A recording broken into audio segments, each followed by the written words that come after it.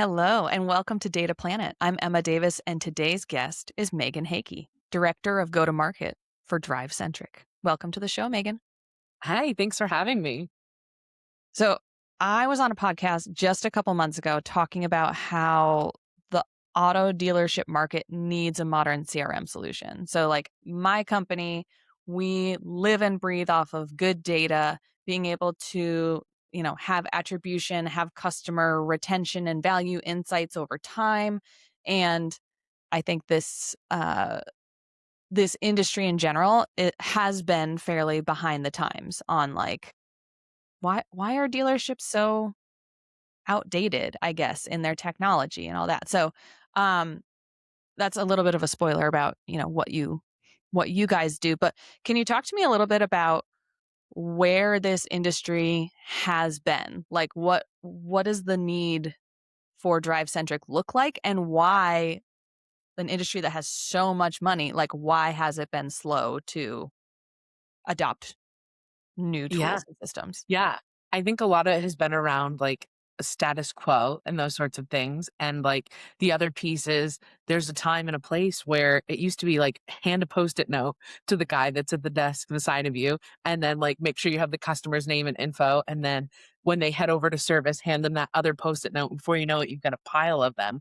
And one of the big reasons why Drive Centric became what it was is actually born out of a dealership. So dealers were like, I think we've had enough of this kind I'm of covered pro in Post-its right now. exactly.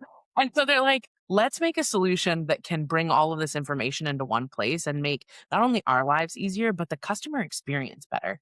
Because really at the heart of like why DriveCentric was built was engagement. You have a customer that comes in here and they are interested, they buy a car once every, I don't know, 3, 4, 5 years. And so they're not doing this every day, but we are. So how do we make them feel special every time they come in? And how Mm, do we also get them to come back to us? And so that's really how our solution was built was you've got that first engagement that happens, and then they're working through figuring out numbers of whether or not this car is going to work for them or not. And then they finally decide to buy, and then they come back and they head into service. But because maybe you texted them happy birthday, they're like, oh, when my kid or my husband needs their car, we'll make sure we come back to you as well. So it's building that full customer profile. mhm. And do you have data at this point on, like, what does that do for them? Is that like, I have a dealership that I have such strong feelings about, like, I think they're just the best, and I didn't expect to ever feel that way about a car dealership, but I will go way out of my way, like, I've now moved further away from them, but I will go way out of my way still to interact with them because, like, I arrive and I feel like everybody is on their game. Everybody, cares that I'm here. If I walk in, they're like, "Oh, shouldn't you be talking to Emily? Like she's your girl, right? Let me go grab her for you." Like I just feel known and understood. So clearly there's a benefit for the customers, which should translate into value for the dealerships. Do you have data on like what does implementing something like Drive Centric do for dealerships? Yeah, there's a lot around it of like retention of customers for sure. Because when we look at it, and AI, we'll probably talk about this a little later, but like AI has been a big part of the shift in automotive now. How do we use it effectively? And a lot of people are starting to use it in the beginning stages of, well, it can write some emails and things like that. But we've actually had AI embedded in DriveCentric for a long time. And it has been so that people can do the people work of building relationships and AI can fill in the gaps. You can send a text message on someone's birthday because it's in the CRM, and then that'll send out automatically. And when they come into the floor, they go, "Oh yeah, thanks for sending me that birthday message," and those sorts of things. So we've seen a lot of that. So more retention of customers. The other part is speed to actually selling cars. And so we Okay. have some agents and are really leaning into agentic AI where someone might be looking at the website and it's 9:30 at night. So the dealership's not open, but they have agents who are named after people who are in the dealership. And they say, hey, like, let me get you connected to a person so that you can come in and look at that vehicle. So we've actually seen some dealerships sell maybe 5 to 10 extra cars a month because AI has initiated that conversation. And then they come in and meet a real person and go through the sales process. Wow. That's awesome. And so as you're talking about this, you are excited. Like it's Yeah. cool stuff. It's very exciting Yeah. stuff. And I want to talk a little bit about you and your background and how that relates to all of this because when I learned this about you, I was like, yep, that makes sense. Your background was in student affairs and Yes. then in ed tech. So, how do those past experiences influence how you're approaching go to market for DriveCentric? Yeah, I think it is all rooted in engagement and relationships. And I think it's funny that I have made my way to automotive through this through line of how do you make an experience better for people or how do you help them see more potential in what they have? And so, yeah, I started in student affairs because I was a first generation college student who was like, wow, you gave all of this money to an 18-year-old? Hmm. Awesome. And so, like, had no idea where to be, but some student affairs folks like brought me under their wings and made me realize, oh, this could be a career path. And so I started to work with students and engaging with them and teaching them how to build relationships with people to help them seek their potential was one of the most rewarding parts of anything that I had ever done. So I had mentioned this to you when we were chatting before, like being able to see a student who is not doing so well in the classroom, but also is just looking to find friends and having them come in and say, hey, can you like introduce me to the president of the ski club? And then they become the president of the ski club 2 years later. And so that brought me into ed tech and how do I help more colleges and universities be able to engage students, create impact and that lasting effect. And then that led into automotive technologies. How do we build relationships? And I take a lot of that feeling and thoughts and put that into the way that I think about how do we go to market to sell and talk about our solutions. And I also shared with you the phrase that I use, arts and crafts marketers, Yep. which is there's a need in the world for that, making things beautiful. But I find that a lot of the time I am looking at how do we create pipeline out of people's stories? How do we make them feel like they're part of something bigger? And then that leads to generating pipeline and revenue. Yeah. Because you also have a theater background, right? I do, yeah. This connection, this storytelling, I think it's such an interesting fit for go to market. And it feels like it just I wanna say like, "Oh, for the automotive industry, but also for ed tech, but also for" and it's like, for every industry, this just makes sense. Like, it is especially the more AI saturated our lives become, this, like, what is the story and who is this person are, like, just two things that I think will be more valuable than ever, have always mattered and maybe been sort of Absolutely. And I think that's why an industry like automotive is taking off even more than it always has is because people are like, I don't want to talk to a machine.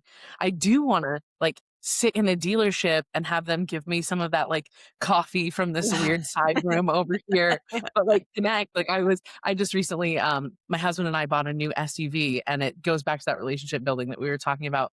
The guy who sold it to me went to elementary school with my mom.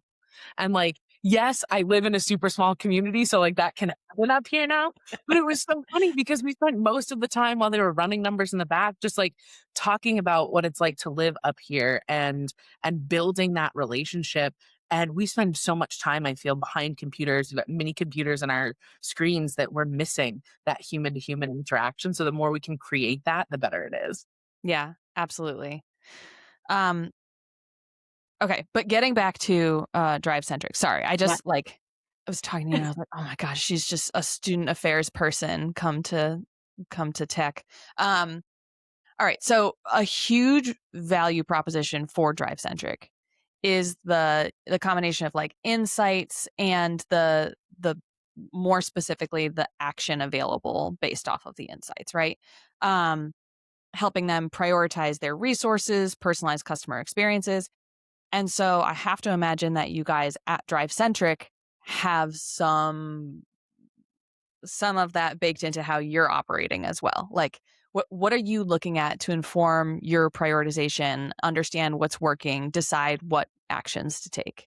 Yeah, absolutely. I think it is looking at every piece of content, every action that we do under a microscope and being able to understand like there are a lot of different kinds of dealers. You have independent dealers, you have franchise dealers who are selling under the big, large brands like your Fords and your Chevys and those sorts of things.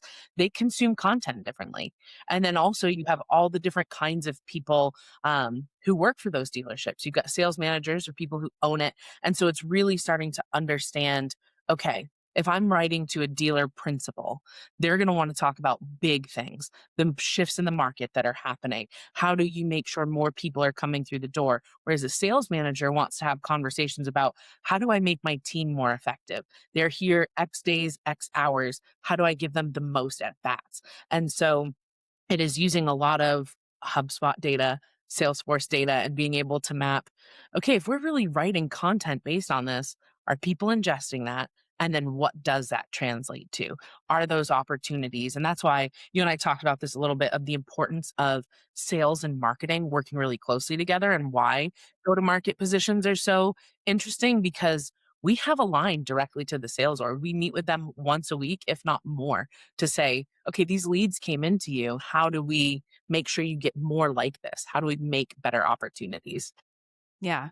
And so what is you talked a little bit about your relationship with sales, but as the person in charge of go to market, what is where are you in the organization? Like with marketing, with sales, what is it that you are gold on and tasked with? Yes. So I report up through the marketing organization and then work with product. I work with our head of partnerships and corp development, sales, and really drawing all the lines of, okay, we've got something new and exciting. I focus a lot on partnerships and I also focus on customer engagement.